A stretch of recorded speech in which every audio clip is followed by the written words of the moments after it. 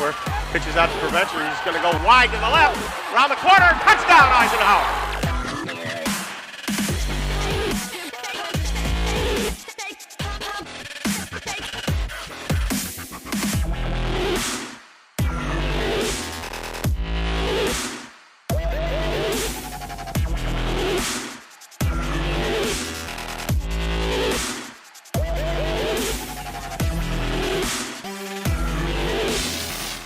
Hello, ladies and gentlemen, and welcome to the Eisenhower Eagle Football Review. I'm Tim Meyer with Coach Chris Smith. And Coach, tonight, a difficult defeat for the Eisenhower Eagles, the first of the season, to a very talented West Bloomfield team. You know, you guys came into this game, you weren't favored. Some people had you losing by 7, from my last accounts.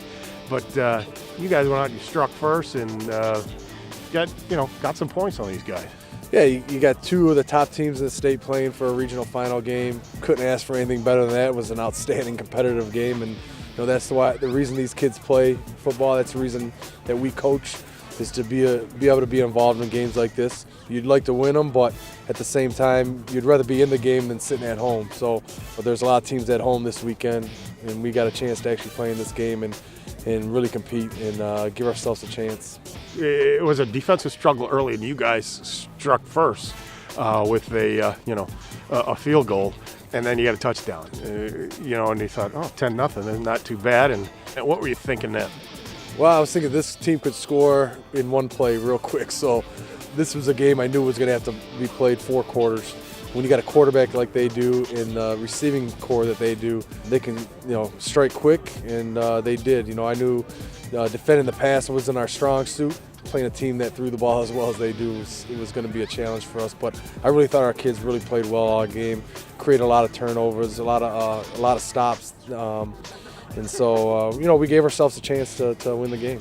When you were down there late in the game, and I ask everybody this, but you looked like you were poised to score at least a field goal. How disappointing was that? Yeah, whenever you get inside the red zone, you'd like to get some points up on the board. I mean, we missed a couple field goals, and that would have been the difference in the game. But these are high school kids, and they're not getting paid to do this. They're doing it because they love it. Actually, they pay to do it because they pay to school so they can play football. So people get carried away with thinking that these kids are college or are professional players. They're high school kids, and the kids are going to make mistakes. Coaches are going to make mistakes. What are you going to do? I'm just proud of the way they play. Wow, I'm going to Florida. I don't know about you, but this weather, certainly we didn't play in Florida weather. But did you think the weather was a factor for you? No, you know what? Both teams played in it. I didn't see it was a problem for either team. I mean, it wasn't windy. It was cold, but there was no wind, so I think the wind really would have affected the game. But other than that, I don't think it really affected much. The end of the game, what did the West Bloomfield side say to you guys? Oh, they were just excited. I mean, we've been in that position before. It's the first time they've won a regional championship, so they were excited. They were jumping around, but their coaching staff over there is real classy and just congratulate us for a great season, and we did the same. Wish them luck for next week. And a little bit, just immediate thoughts. This season, 2017 Eisenhower season. What would you say about it? I think this is a team that really played through a lot of adversity. Nobody made an excuse when some of our top players went down and got injured. It was just a year of a lot of those injuries, but there was no excuses made. I never came on this show and made an excuse.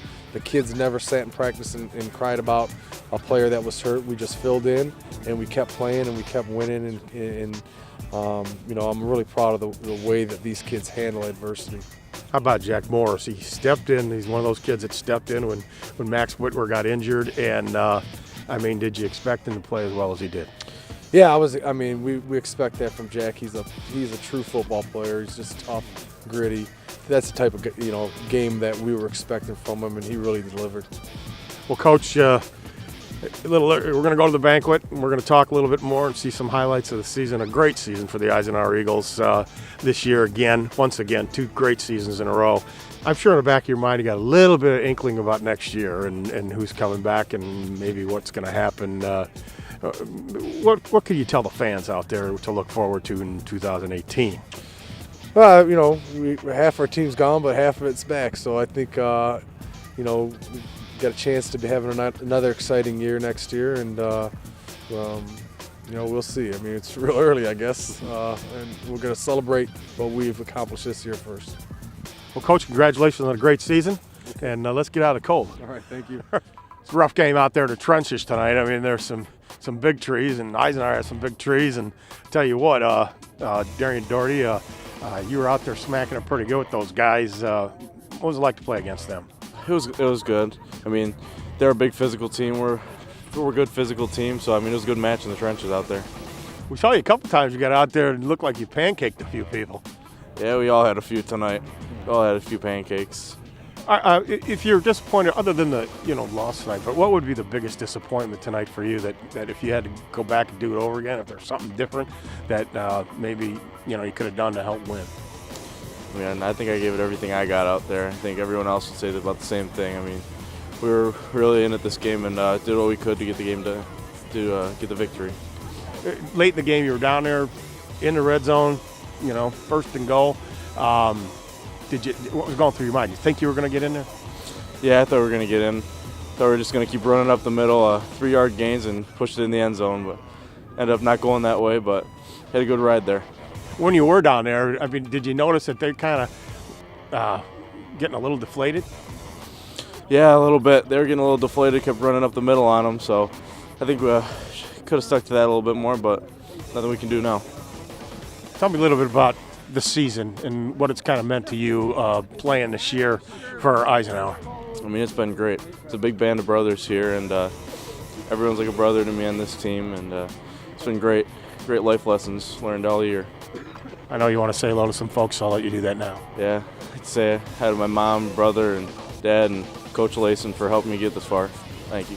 One of Eisenhower's star defenders tonight, Kurt Watke, and man, this is a tough one. Looked like you guys were putting yourselves in the position to win, but talk about playing the quarterback Beasley for West Bloomfield. How tough was he to play against?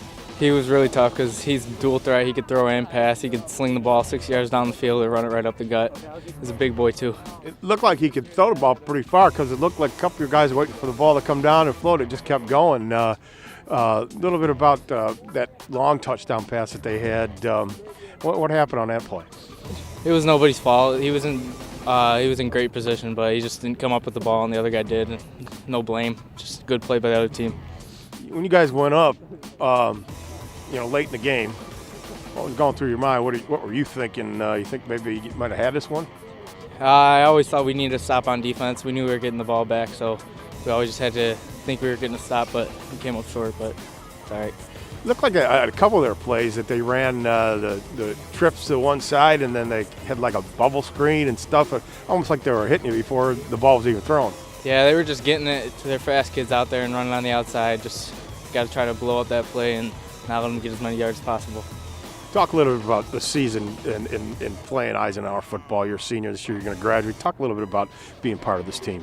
I just wouldn't want to be anywhere else. The coaches, it's a big old family. We always talk about family, and that's what it is. We're just tight. Well, Kurt, I'll let you say hello to some folks out there. Just want to say everybody came out to support us this year. Thank you. And Jack, man, you were like this close to pulling it out. When you guys were down there on the goal line, what was going through your mind late in the game? Looked like it may be a touchdown for Eisenhower could win it all. Yeah, well, that was the goal, to try to score and get out of reach. Talk about that first touchdown pass that you had tonight. I believe it was to John Fantazzo.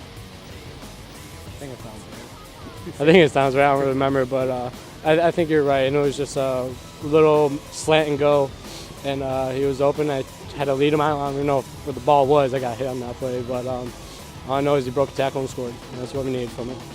There's some pretty big guys there on defensive line. It was a little difficult to see over these guys. Oh, of course. They're like 6'6". I'm over here 5'11", 6 foot. So it's just tough to see over them, and sometimes you just gotta go with your gut. And talk about your touchdown run. Looked like you were untouched into the end zone. What were you reading on that play? I was reading the linebacker, and if he went out with the running back, I would take the ball, and if he stayed with me, I would pitch it. He was kind of playing in between, so I kind of just bursted through the middle, and nobody was there. So I guess he was kind of lucky.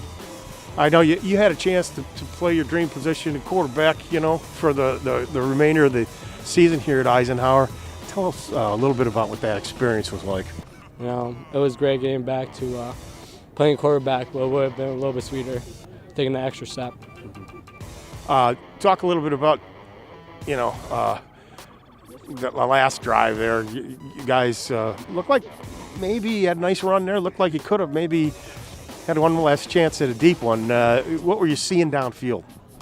6 people back. Were you able to feel like you could let it go, or? I mean, I could, but never knowing what's going to happen. And I just tried to save the ball until the last possible play because, I got to protect the ball. Talk a little bit about this season at Eisenhower and last season, being an Eisenhower Eagle. What your thoughts about the season this year? I am grateful to be on this team.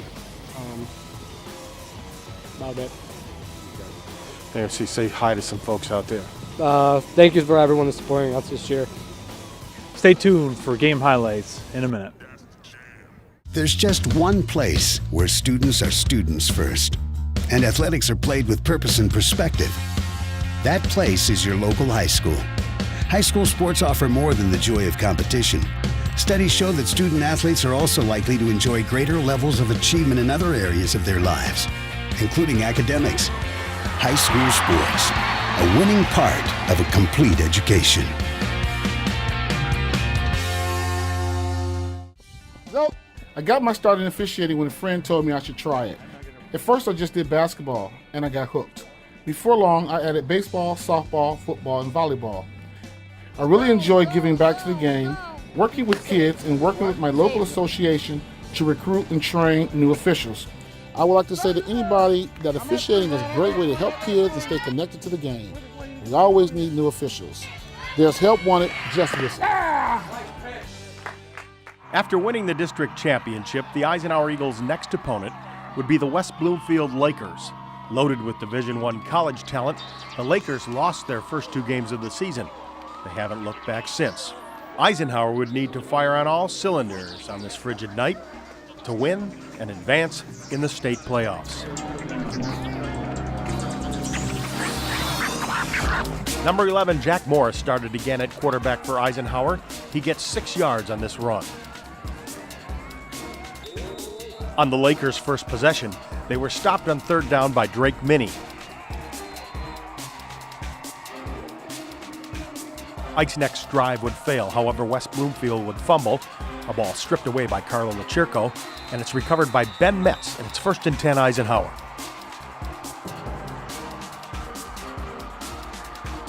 On 3rd and 10, Jack Morris passes to Ben Metz for a 32-yard gain to the Laker 5.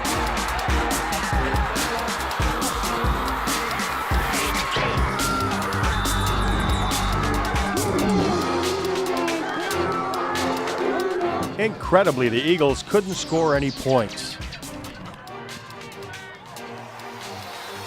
The Eagle defense rose to the occasion with these plays, forcing a West Bloomfield punt.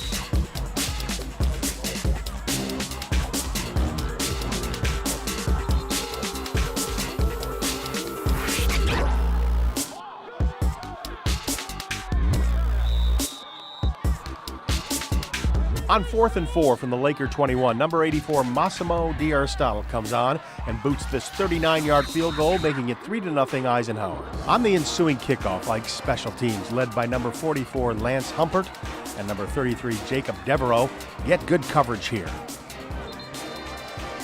On 3rd and 15 from the West Bloomfield 20, Drake Minnie intercepts this Bryce Beasley pass, and it's 1st and 10 Eisenhower.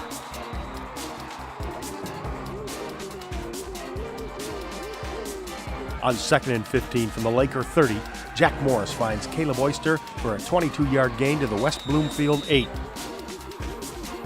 On 2nd and goal from the 4, Jack Morris goes in for the touchdown. The extra point was good, and Ike led 10-0.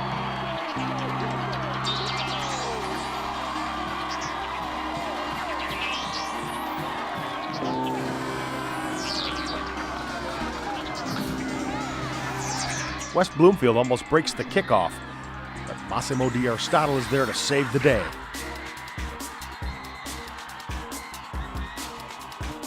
In spite of D'Aristotle's heroics, the Lakers would march down the field. Bryce Veasley would score the touchdown.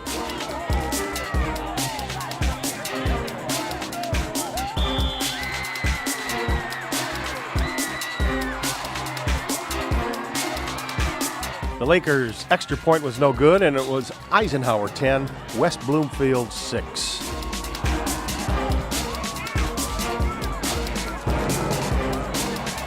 The Eagles get a good return on the kickoff from Asad Buhaidar.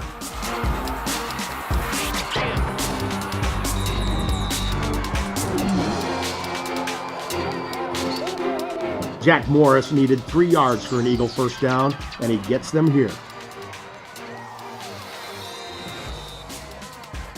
The Eagles would be forced to punt, however, and on defense, number 4, John Fantauzo breaks up this pass. On third down, Carlo Lachirco and the Eagle defense come up with a big play, forcing a Laker punt. With it 2nd and 8 on the Laker 38, Jack Morris finds John Fantauzo, and he beats everyone to the end zone for an Eagle touchdown. The extra point was good, and Ike now led 17-6.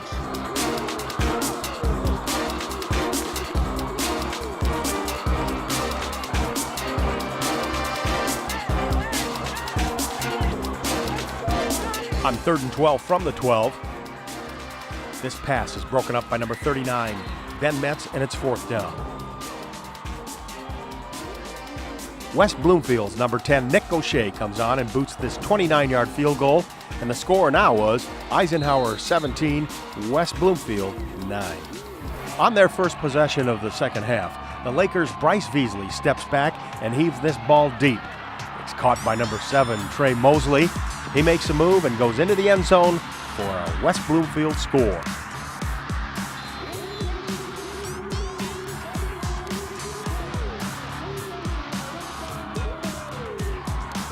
The Lakers went for 2, and the Eagles stopped them, keeping the score 17-15.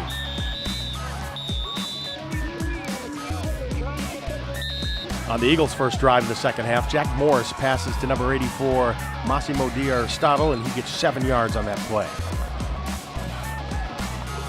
Then Morris keeps it himself and gets the first down.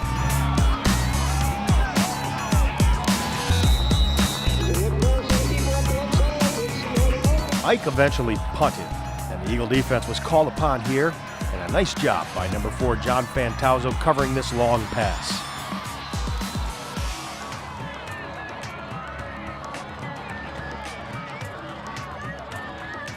Then Henry Janeway gets a big sack here.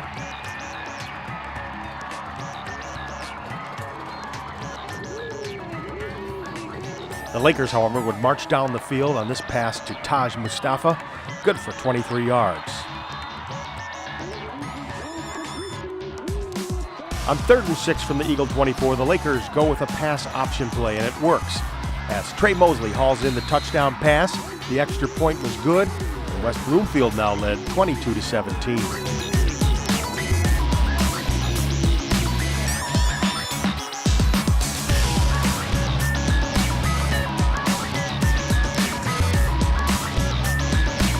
The Lakers stopped the Eagle drive and got the ball back. However, number 67, Alex Schmidt, snuffs out this pass play for no gain. The Eagles got the ball back again, needing a score. They can only muster the 7-yard gain by Caleb Oyster. Again, the pressure was on the Eagle defense as they dropped Veasley for a 2-yard loss. On 3rd and 12, this pass is intercepted by Massimo D'Aristotle, and it's 1st and 10 Eisenhower.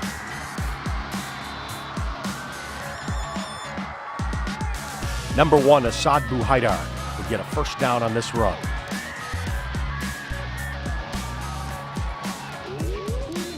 Then Caleb Oyster picks up another first down.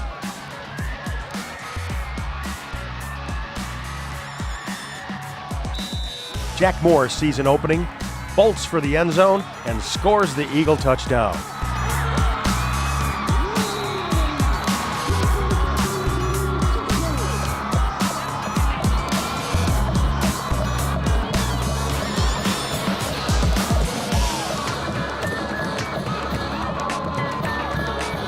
The Eagles go for two, and Caleb Oyster gets it, making the score 25-22 Eisenhower.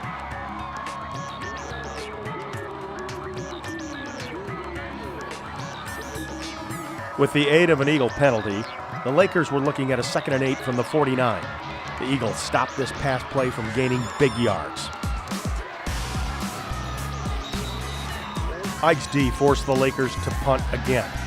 On 1st down from his own 22, Jack Morris finds number 84 Massimo D'Aristotle, and he goes 56 yards for a big Eagle 1st down. On a crucial 4th and 3 at the West Bloomfield 25, Jack Morris takes it himself, and he gets the 1st down.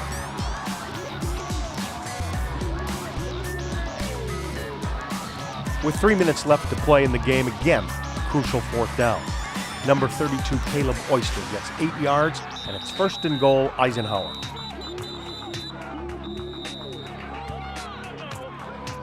On 3rd and goal from the 4, Assad Bouhaidar looks to pass the football, but everyone is covered, and it's 4th down.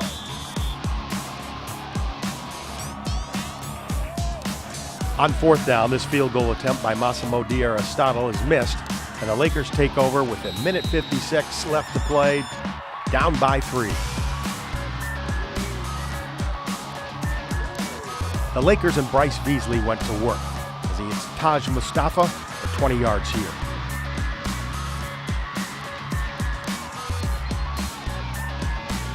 Then Beasley connects for another 19 yards here.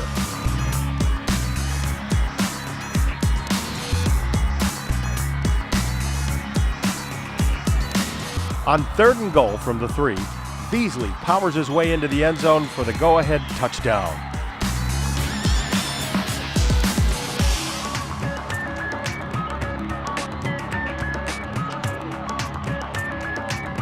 The extra point was missed, and it was 28-25 West Bloomfield.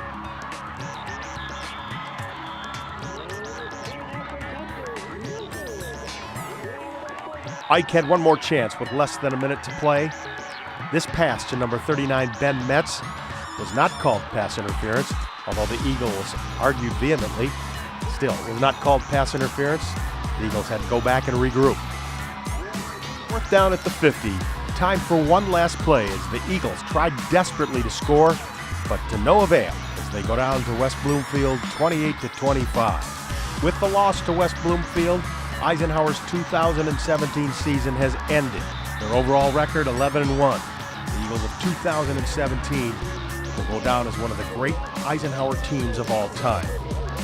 Congratulations on a fine season, 2017 Eagles. We'll be back with our special feature right after this.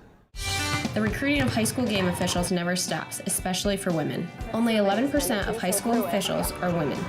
I was fortunate to play high school sports where so many men and women gave their time as officials. Now it's my turn. Joining a local officials association is the key to getting training, getting games, and getting the support I needed to make officiating fun and enjoyable. I can stay involved with the sports I love, I enjoy working with the kids, and I even met my husband through officiating. There's help wanted, just whistle. You're up.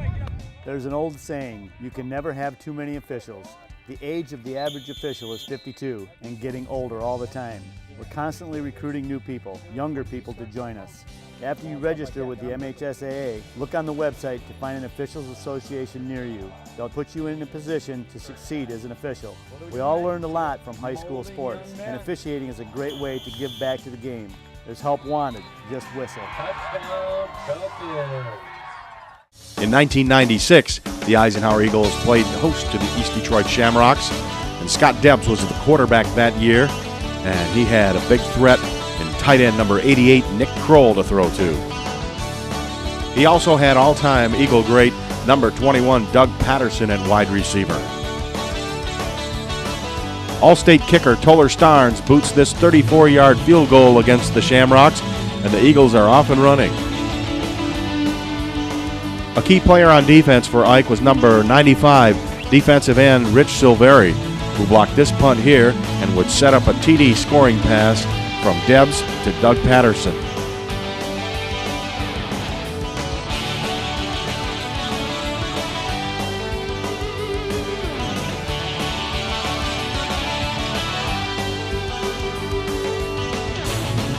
Doug Patterson had 2 great punt returns in this game.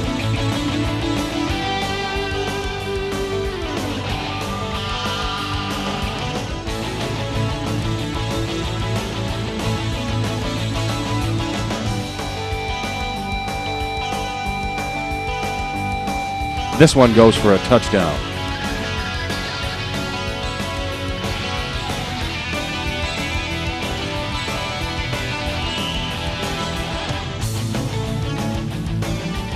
Will Griswolski was the Eagle middle linebacker. His leadership made Ike's defense one of the best. Mike Copeland was the Eagles' star at cornerback. Here he breaks up this pass attempt by East Detroit. Scott Debs also could count on number 7 Mike Patterson to come up with clutch catches like this one.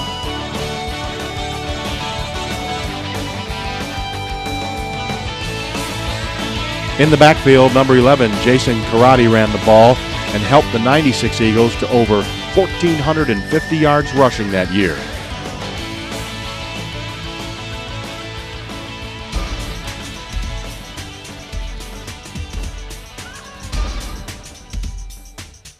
The 96 Eagle team also included all-time sack leader Charles Fox, number 99. Number 4 Dan Everhart was a dangerous threat complementing the Eagle receiving corps.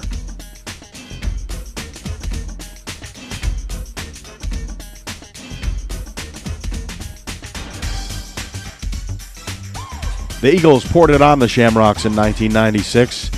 They recover this fumble that set up a touchdown. Ryan Diggin to Kyle Cleland for the touchdown. Keith Manelski ended the scoring with this TD run.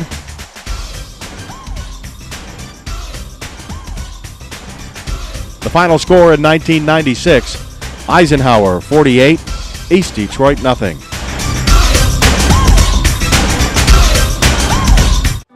Sports give so many opportunities to kids. It gives them an opportunity to see where they fit within a team, persevere, understanding how to work with different personalities. Those are the lessons that will make you a successful adult. As a mom, you have to have an understanding of what concussions are. Concussions are things that are treatable. If we take care of athletes, they will be able to develop and have a long, happy, healthy life. All right, this is Adam, take 2. Mark? I guess. I go like this. The best part about playing football in Texas has to be the reaction from the community. I want to encourage others to play volleyball or choir because you get to experience new things and do stuff that you've never done before. My reason why is passion. My reason why is pride. Ladies and gentlemen, hope you enjoyed our show. It's a tough loss for the Eisenhower Eagles, their first of the season, but they had a great season in 2017, and we congratulate them here at Shelby TV.